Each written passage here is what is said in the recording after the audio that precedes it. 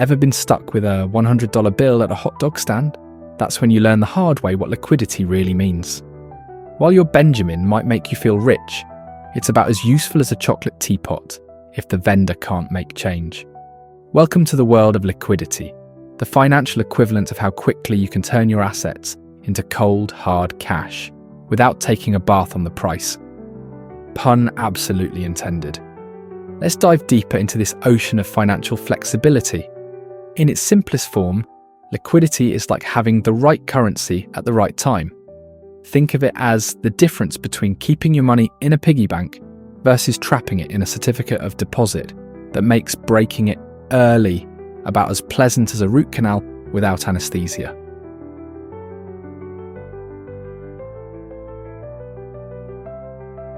On the top rung of the liquidity ladder, we've got cash, the supreme ruler of liquid assets.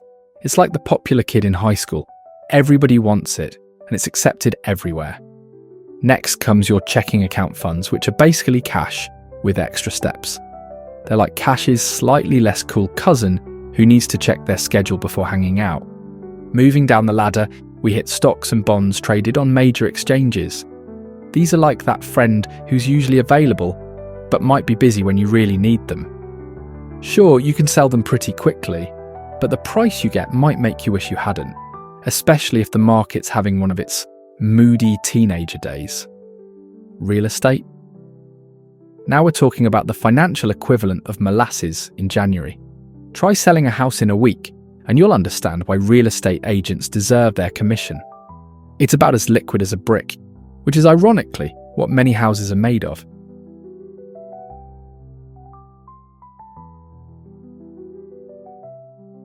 Here's a fun game to play with your assets, the Show Me the Money test. Imagine you need $5,000 by tomorrow. Your options are cash in your wallet, $100. Instant, but not enough. Bank account, $5,000. One ATM visit away. Tesla stocks, $5,000.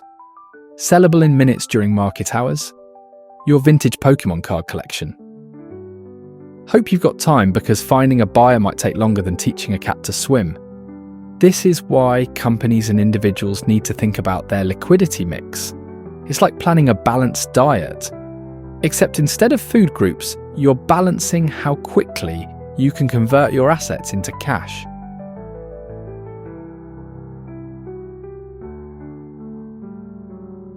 Remember the 2008 financial crisis? That's when everyone learned that liquidity is like oxygen. You don't think about it until you really need it. Banks discovered that their supposedly liquid mortgage-backed securities were about as liquid as concrete, leading to what we now affectionately call the financial meltdown. It was like a giant game of musical chairs where everyone wanted to sit down at the same time, only to find out some of the chairs were actually cardboard cutouts. Or take the more recent example of Silicon Valley Bank in 2023. They learned the hard way that having assets isn't the same as having liquid assets. It's like having a vault full of fine wine when your customers want cash. Sure, it's valuable, but try paying your bills with a Chateau Lafite. For businesses, managing liquidity is like juggling while walking a tightrope. Too little liquidity, and you might not be able to pay your bills or employees. Awkward. Too much, and you're like that person who keeps their entire life savings under their mattress. Safe, but missing out on potential returns. This is where financial ratios come in handy. The current ratio, current assets divided by current liabilities, is like a financial health checkup. If it's below 1, you're in the financial equivalent of trying to swim upstream without arms. Above 2, and you might be playing it too safe, like wearing water wings in the kiddie pool. For us regular folks, liquidity management is just as important. Ever had your car break down the same week your rent is due? That's when you learn the true value of having liquid assets. It's why financial advisors suggest keeping an emergency fund. Because life has a funny way of throwing financial curveballs when you least expect them. Here's a pro tip. Think of your money in 3 buckets. The I need this tomorrow bucket, highly liquid. The I might need this soon bucket, moderately liquid. The future me will thank me bucket, less liquid investments.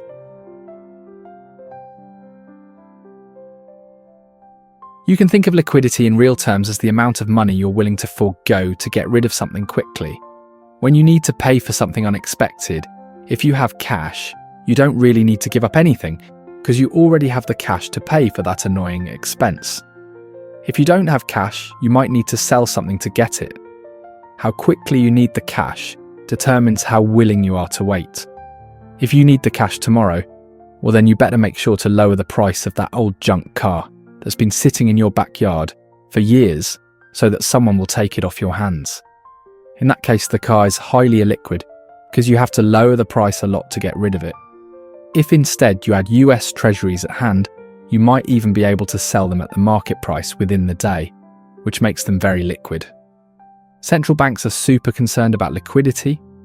We saw in the 2008 crisis that liquidity dried up pretty quickly because everyone was holding assets of very dubious value. If some bank wanted to do a deal by using these assets as collateral, no one would actually take that deal. Why? Well, if you don't know how much the collateral is worth, how do you know how much money you loan the bank? At what interest rate? Remember that shadow banks use short-term loans to make long-term investments. If no one is willing to loan anything to those banks because their collateral is worth either zero or a lot, then those banks can't really do their jobs. That means investment dies out and the economy enters into a tailspin. So they start selling the assets at lower and lower prices, making them insolvent. Central banks started buying these assets en masse to make sure that there was at least one buyer in the market. And what a buyer it was. This is what people mean by lender of last resort. When no one wants to buy your stuff, the Fed will. In the end, the Fed ended up making money on this, just because it had the deepest pockets, because it technically has an infinite supply of money. But it got rid of some of the most toxic assets in the market, so people were more certain of the value of the assets remaining, thus creating more valuable collateral and facilitating loans. By taking the diseased cells out of the market, the Fed made whatever was left look more healthy, thus letting people transact normally. Remember, cash might not be king forever, but it's definitely the reigning monarch of liquidity. Everything else is just various shades of, let me get back to you on that. So next time someone asks you about liquidity, you can confidently say it's all about how quickly you can turn your assets into cash without taking a painful haircut. And no, we're not talking about your questionable pandemic self-grooming decisions. Stay tuned, money enthusiasts.